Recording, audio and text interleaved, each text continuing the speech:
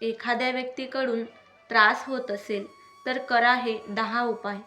एखाद्या व्यक्तीकडून खूप त्रास होत असेल, ती व्यक्ती खूप त्रास देत असेल, तर तिला कसं हँडल करावं, तिच्याशी कसं वागावं जेणेकरून ती व्यक्ती आपल्याला त्रास देणार नाही, हेच या व्हिडिओमध्ये मी तुम्हाला सांगणार आहे.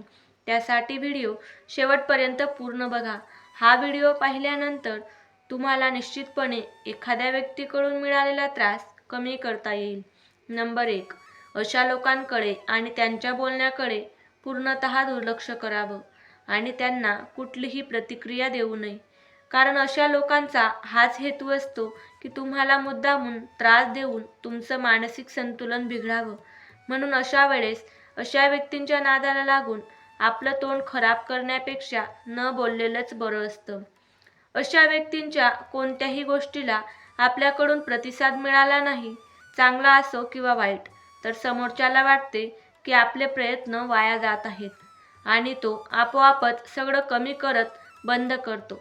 यासाठी मात्र तुमच्याकडे प्रचंड सहनशक्ती असणे गरजेचे आहे. 2. एखादा व्यक्ती तुम्हाला वारंवार त्रास देत असेल तर त्याच्यासमोर हसतमुख आणि आनंदी राहा. कारण तुमचा त्रासदायक चेहरा पाहून त्या व्यक्तीला आनंद होतो आणि तो अजून जास्तच करतो. त्यापेक्षा तू काहीही बोल, माझ्यावर तुझा काडीमात्र परिणाम होत नाही, असे समोरच्याला दाखवा. 3. एखादा व्यक्ती जर तुम्हाला वारंवार त्रासदायक, अपमानित शब्द बोलत असेल तर त्याला न भांडता मोजक्याच शब्दात पण चालाखीने असे उत्तर द्या की तो नवीन तुमच्या नादी लागण्याअगोदर विचार करेल. 4. चुकूनही त्रास देणाऱ्या व्यक्तींना मारून किंवा कुठलीही शारीरिक इजा पोहोचवून कायदा कधीच हातात घेऊ नका. त्याऐवजी तुम्ही कायद्याने त्या व्यक्तीला ठिकाणावर आणू शकता. त्याला सरळ पोलीस स्टेशनची हवा खाऊ द्या. म्हणजे तिथला एक दिवस त्याला तुमच्याशी चुकीचं वागल्याची शिक्षा देईल. मग तो व्यक्ती तुमचा जवळचा असो किंवा परका, मर्यादा ओलांडण्याच्या पलीकडे तुम्हाला त्रास देत असेल तर हे पाऊल उचलणं अगदी गरजेचं आहे. नाहीतर ती व्यक्ती तुमचं नुकसान करू शकते. 5. त्या व्यक्तीशी असलेले तुमचे संबंध कायमचे तोडून टाका. 6. स्वतःला त्रास होणार नाही याचा विचार करा आणि मनाला कणखर बनवा. 7. आपल्या भावना मनात साठवून स्वतःला त्रास करून घेऊ नका. जेव्हा एखादी व्यक्ती आपल्याला वारंवार त्रास देत असेल तेव्हा आपल्याला राग येतो, दुःख होतं, हे साहजिकच आहे. पण या भावनांना मनात दाबण्याऐवजी त्यांचा स्वीकार करा. मनाशीच बोला, हो मला देखील त्रास होतो, दुःख होतं, परंतु तरी देखील स्वतःला खूप स्ट्रॉंग बनवा.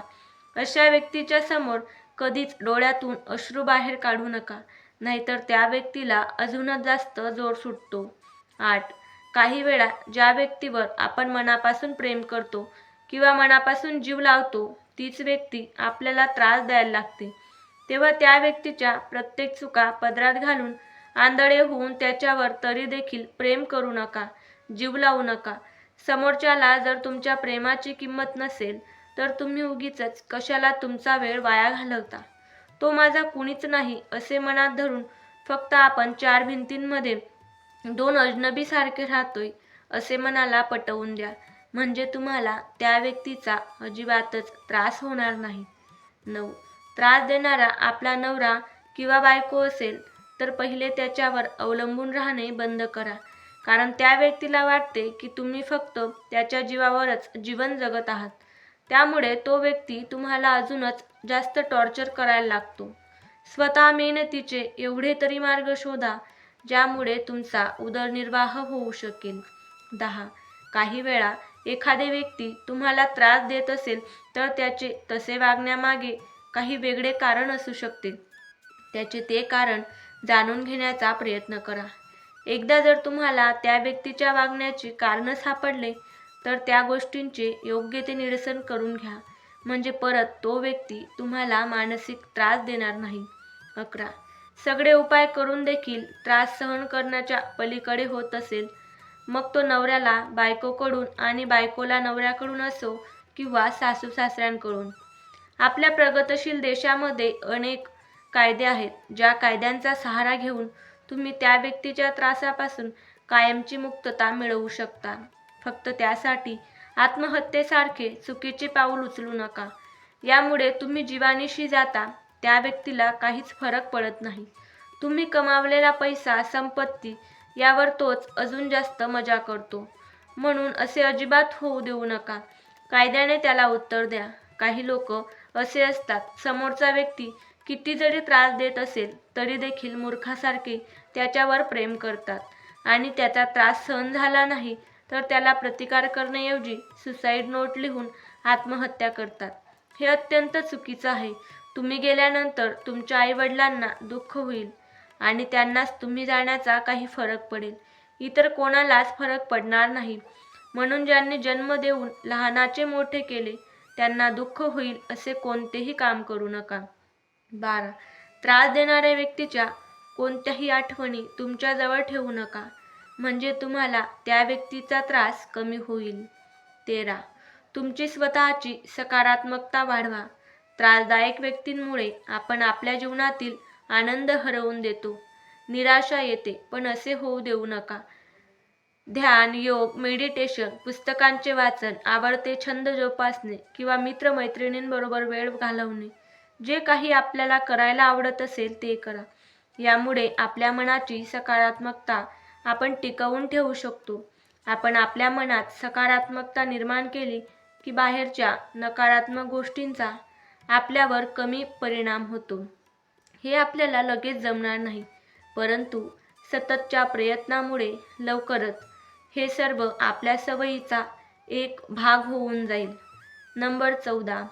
एखादी व्यक्ती आपली जवळची असते आणि तिच्या वागण्यामुळे आपल्याला त्रास होत असेल तर ती व्यक्ती आपल्याला जाणीवपूर्वक त्रास देते की त्याचा स्वभाव तसाच आहे, म्हणजे जास्त चिडचिडा, संतापी, बारीक-सारीक गोष्टींवर लगेच राग येणे, असा जर त्या व्यक्तीचा मूळतः स्वभाव असेल आणि त्या स्वभावाचा तुम्हाला त्रास होत असेल तर अशा परिस्थितीत त्या व्यक्तीला समजावून सांगण्याचा काही उपयोग होत नाही, कारण त्याचा स्वभाव तसाच असतो. माणसाचा स्वभाव कधीच बदलत नाही. त्यामुळे अशा वेळेस तुम्हालाच त्या व्यक्तीच्या त्या स्वभावाची सवय करून घ्यावी लागेल. त्याच्या वागण्याचा तुमच्यावर परिणाम होऊ द्यावा लागणार नाही. तेव्हाच तुम्ही एकमेकांसोबत आनंदाने राहू शकता. समोरचा व्यक्ती तसा का असतो, तर तो लहानपणापासून त्याच वातावरणात वाढलेला असतो. त्यामुळे त्याला स्वतःला बदलणे जमत नाही. 15. संयमित वागणूक ठेवा. त्रास देणाऱ्या व्यक्तीशी संवाद साधताना संयम ठेवणे खूप गरजेचे आहे. त्यांना तोंड देताना शांत आणि तटस्थ राहा. अशा परिस्थितीत विरोध करण्याऐवजी त्याच्या वागण्यावर संयमाने प्रतिक्रिया द्या. स्वतःवर लक्ष केंद्रित करा. अशा त्रासदायक राक्षसी वृत्तीच्या, ज्यांच्या जीवनात कधीच सुधारणा होणार नाही, जे फक्त आणि फक्त लोकांना त्रास देऊ शकतात, जे नकारात्मक बोलतात, अशा लोकांसाठी आपले सुंदर जीवन व्यर्थ करू नका. आपले जीवन, आपली प्रगती आणि आपली उद्दिष्टे या गोष्टींवर लक्ष केंद्रित करा. त्रासदायक व्यक्तींकडे लक्ष देणे आवश्यक. स्वतःच्या विकासावर लक्ष केंद्रित करा. आशा आहे तुम्हाला हा प्रेरणादायी आणि मोटिवेशनल व्हिडिओ आवडला असेल. यामुळे तुमच्या आयुष्यात थोडाफार सकारात्मक बदल होणार असेल तर व्हिडिओला लाईक करा, इतरांसोबत शेअर करा आणि असेच नवनवीन मोटिवेशनल प्रेरणादायी व्हिडिओ पाहण्यासाठी चॅनलला देखील नक्की सबस्क्राईब करा. व्हिडिओ शेवटपर्यंत पाहिल्याबद्दल